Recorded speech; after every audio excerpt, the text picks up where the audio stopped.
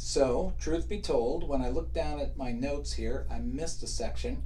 And before we talk about justice and the basis of that for ethics, I think we're going to talk about something that you've been talking about with your nursing instructors, having to do with deism versus theism.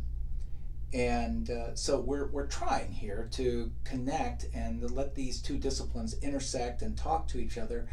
And I so appreciate that. It's so much fun, but it is so much work as we have people in biblical studies and in nursing that sometimes speak different languages. So I hope that, and you've probably noticed that already in my talks, and I hope that's not off-putting to you, but it's something that's an important value here at Azusa Pacific, that we try desperately to integrate faith and our academic disciplines. So let's talk about deism versus theism and the impact here on the Magnificat and our interpretation of it. In deism, God is removed, right? God sets everything in motion and then kind of stands back and lets things take their course. Theism, Theism, theism does not necessarily view the world in such a way, at least not Christian theism.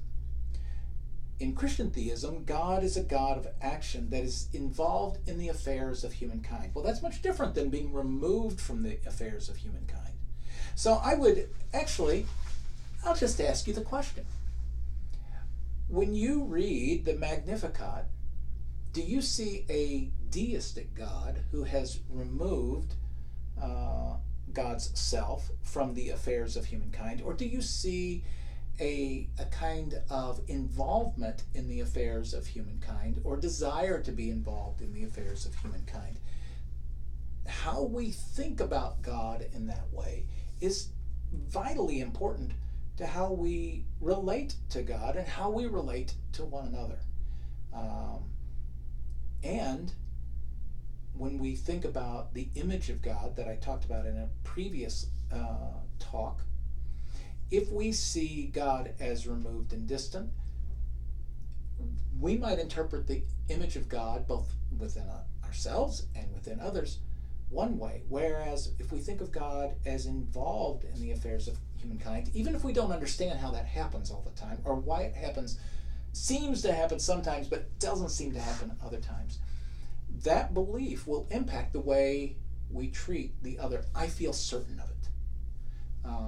Our view of God, if we are people of faith, if we're not, maybe even then we can say that impacts the way we treat others, but it's more of a relevant theological consideration when we are people of faith.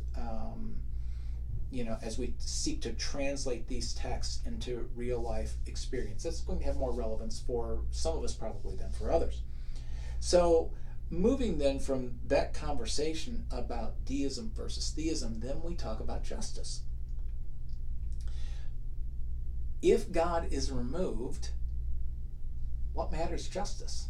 If God is involved or wants to be involved, then is the justice of God impacting the way we think about justice more broadly?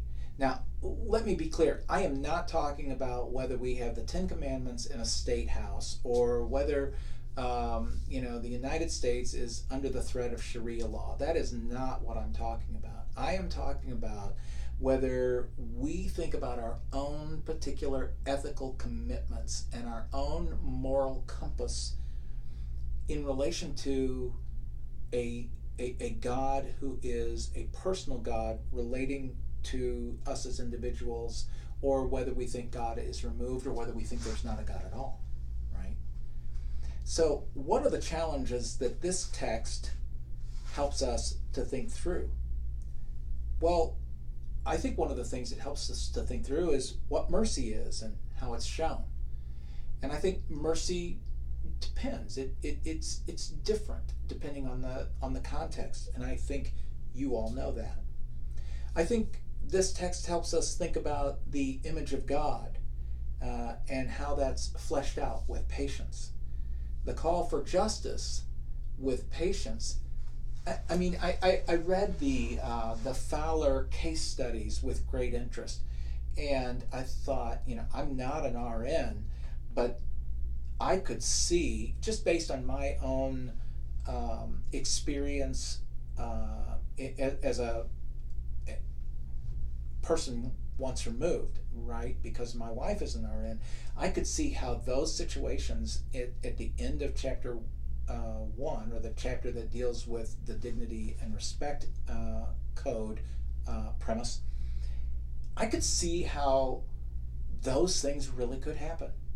And I tried to plant myself. This is a kind of an interpretive technique that we get out of the Jesuit tradition, but I tried to plant myself in that context as an RN. How would I deal with those things? And I think one of the principles whereby I would try to act is, what is just in this case? What is just for my colleagues? What is just for the patient? What is just for the administration of the hospital or other healthcare organization? Where are those intersections? And sometimes, man, those lines are really, really difficult to tease out.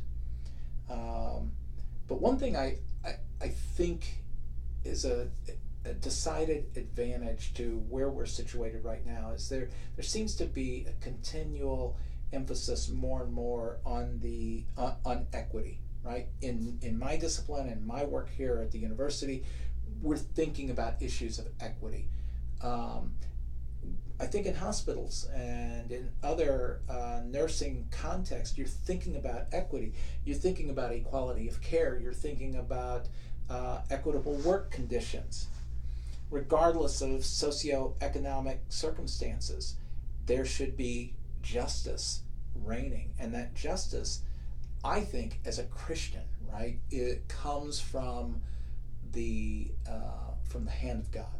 I think the biblical text gives us some idea of what God thinks about justice. I think Mary locates that in this whole economic and political division between the haves and the have-nots, or the privileged and the underprivileged, and says, wait a minute, God is inserting himself into this situation. He's going to make everything, as Tom Wright, I mentioned Tom earlier, draw everything to rights, put everything right. That's part of what's going on here in this text, as Mary exalts in God, her Savior. So we'll come back for the last session, and we'll talk a little bit about that Balch article.